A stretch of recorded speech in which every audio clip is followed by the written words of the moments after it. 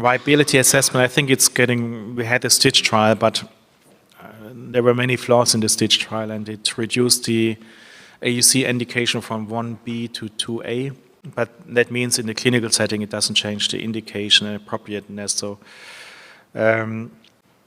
So why should we be doing viability studies? I start with the patient preparation.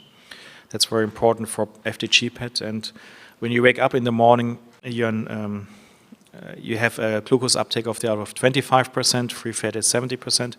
If you inject now the FDG, you get a heterogeneous FDG signal, because you have only 25 of the FDG would be taken up, since FDG is a glucose analogon. So you have to make sure that you have optimal conditions. And again, fasting state, high free fatty acid uptake. When you have carbohydrate-rich meal, you get high insulin, more glucose goes into the myocardium. And when you do strenuous exercise, the heart rather takes up lactic acid. So you have a high variability in uptake, or let's say in substrate uptake to gain energy.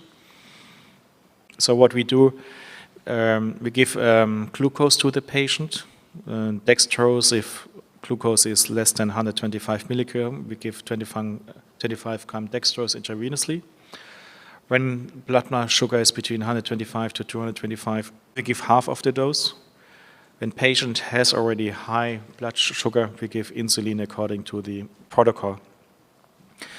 So then we measure the glucose again after 20 minutes. And if the glucose is less than 150, we give the FDG. But sometimes it's difficult to get the glucose to less than 150. And you're maybe running difficulties with the timing of the PET scanners. So commonly, if the patient drops the plasma glucose levels by 40 milligram per deciliter, personally I inject the FDG, I don't wait. And it works nicely, but this is the protocol right now. And then you get 100% FDG uptake. So you have optimal imaging quality. You need this optimal imaging quality because later on you have to decide, is the FDG uptake more than 50% or less than 50%? And you have low image quality because of the preparing protocol. It did not work. Then you may have low FDG uptake, and you may have false negative findings.